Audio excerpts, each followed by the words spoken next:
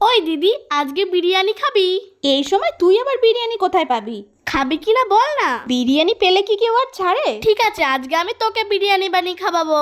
বিরিয়ানির জন্য তো এখানে সবকিছু রেডি করে নিয়েছি। এবার সবার প্রথমে ভাতটা বসিয়ে দিলাম। ভাতটা নামানোর পরে এবার চলো চিকেনটা বানিয়ে নি। প্রথমে নুন হলুদ দিয়ে আলুগুলো সব ভেজে নিচ্ছি। আলু ভাজা হয়ে গেলে ওই তেলের মধ্যে জিরে দিয়ে দেবো।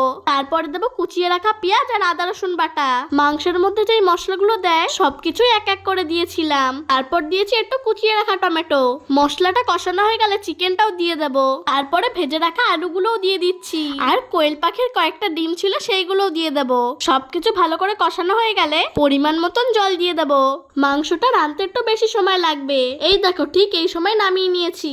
হাঁড়ির মধ্যে এবার বিরিয়ানির লেয়ার বসাবো। প্রথমে তো ঘি দিয়ে তারপর ভাত দিয়ে দিলাম। তারপর একে একে মাংস আলু সবকিছু দিয়ে দিচ্ছি। সঙ্গে দিয়েছি বিরিয়ানির মশলা, গোলাপ জল, কেওড়া জল, সব থেকে মেন যে জিনিসটা ঘি, ওটা দিতে ভুলো না কিন্তু। লেয়ার হয়ে গেলে শেষে ঢাকনা দিয়ে আটকে দিচ্ছি। উনুনের উপর 15 মিনিট এইভাবে রেখে দিয়েছিলাম। 15 মিনিট পরেই দেখো আমাদের বিরিয়ানিটা কেমন হয়েছে। দেখে তো বেশ ভালো লাগছে আর খেতেও পুরো ফাটাফাটি।